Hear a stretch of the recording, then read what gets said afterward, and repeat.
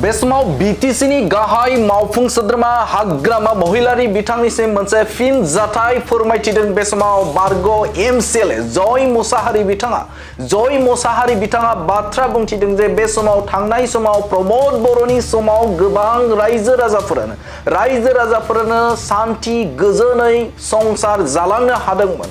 सोलोंथाइ बिथिङाव दावगासारदोंमोन। बे चिरां जिल्लाफोरा आसामनि बादावनो सोलोंथाइ मानदान्दाया दावखोदोंमोन। प्रमोद बर'नि समाव दावराव दावसिफोरा गैयामोन।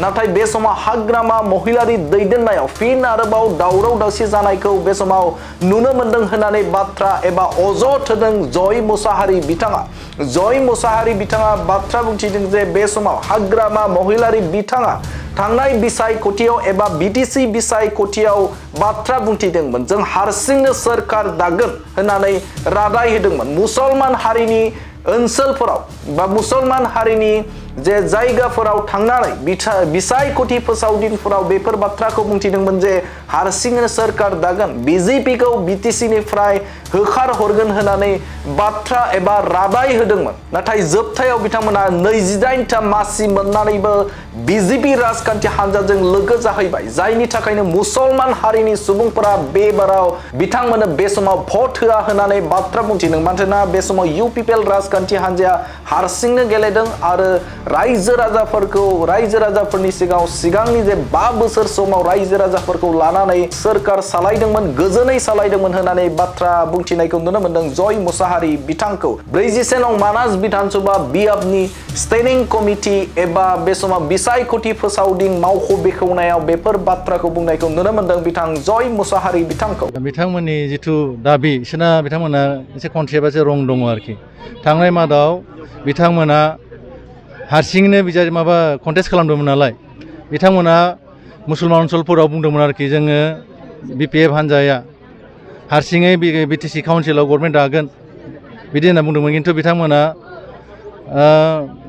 बे भाषणनि गेजेरजों बे रावनि गेजेरजों मुसलमान ओनसोलनि रायजो राजाफोरनि जथेस्थ' समर्थन मोनदोंमोन। खिन्थु समर्थन आदायखांनायनि उनाव 28टा सिट देरहाखांनायनि उनावबो बिथांमोना जे हारसिङै दानाय जिथु रावमोन बे रावखौ थगायनानै बिथांमोना BJPजों NDAआव गभर्नमेन्ट दानायलाय दिनैनि थारिखआव मुसलमान ओनसोलाव मुसलमानफोरा खोब रागा जोंदों BPFनि प्रति। बिथांमोना खुनु फद्दे बेबाराव BPFनि बिजाथि बा BPF हान्जानो गांसेबो भट होनायखौ जों मिथिगौ आरोखि। आरो बिथांमोननि भटखौनो जिहेथु दिनै UPPL हान्जाया NDAनिफ्राय ओंखारनानै हारसिङैनो बिजाथि गेलेदों, कन्टेस्ट खालामदों।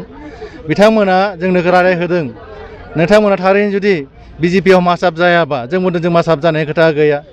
उदाहरन स्वरुपै तामुलपुराव बे माबा आसाम एसेम्ब्लिनि जिथु स्पिकार मानगोनां बिश्वजित दैमारि बिथाङा तामुलपुर समस्तियाव गेलेदों। थिग बेयावनो जोंनि UPPL राजनीति हान्जानि गाहाय आफादगिरि जोंहा प्रमोद बर' सारा फर्मार CM प्रमोद बर' सारा बेयाव कन्टेस्ट खालामदों। बे मोनसे उदाहरन।